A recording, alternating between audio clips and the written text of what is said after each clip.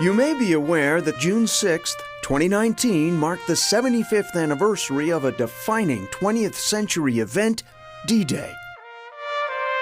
You may not be aware that only a month earlier, a new museum dedicated to much of that history opened in Hudson, Mass. The American Heritage Museum is brand new. It was opened in May, and it's displaying one of the most incredible collections ever amassed. Rob Collings and his dad, Bob, have overseen the Collings Foundation collection for years of vintage cars and airplanes.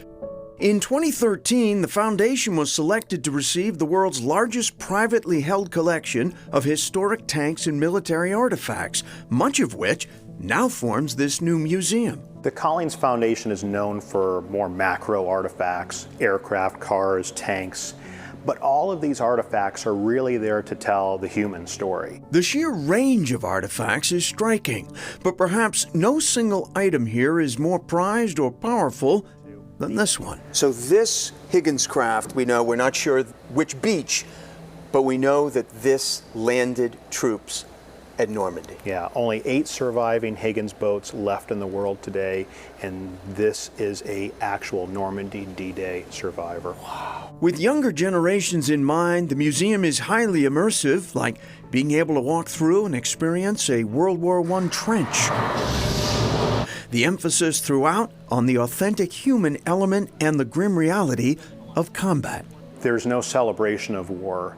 There is just an unvarnished truth of what it's like. Regrettably, we're reaching the end of being able to talk to World War II veterans, and their story has to be conveyed through the vehicles, through the small artifacts, the aircraft, to convey what they went through.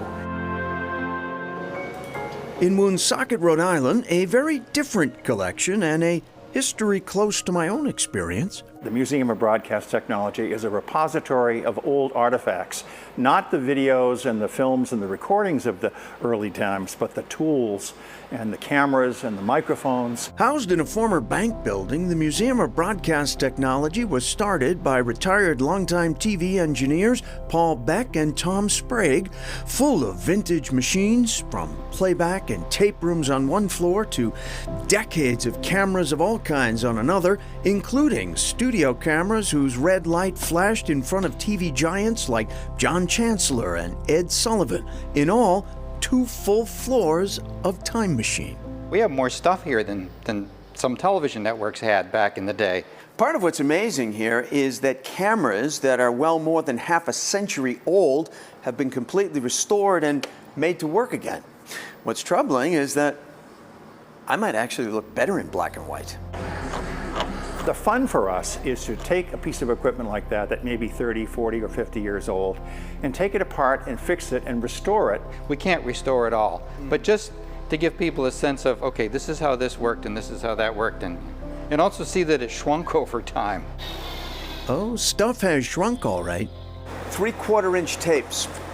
Used to have to travel with half a dozen of these things, which would take an entire extra piece of luggage today. What you're watching right now was recorded on this. Newsworthy archival materials have been donated to the museum, where they've been restored and preserved. Lured by the collection, movie companies have tapped the museum for its vintage equipment, including the Tom Hanks film about Fred Rogers. But for its founders and creators, it's still really just about not wanting to throw this stuff out. We've spent years in the broadcasting business, and much of this equipment are things that we lovingly maintained. And we're just loath to see something that meant so much to us for so many years go into a landfill or a dumpster. I mean, how can you throw out an original, still working VCR 100? This is how at one time your commercials ended up on the air. All right. Play, cue up. I hope this doesn't result in a union grievance. The Museum of Broadcast Technology is open to the public by appointment. And back to the American Heritage Museum, it is open Wednesday through Sunday, 10 to 5.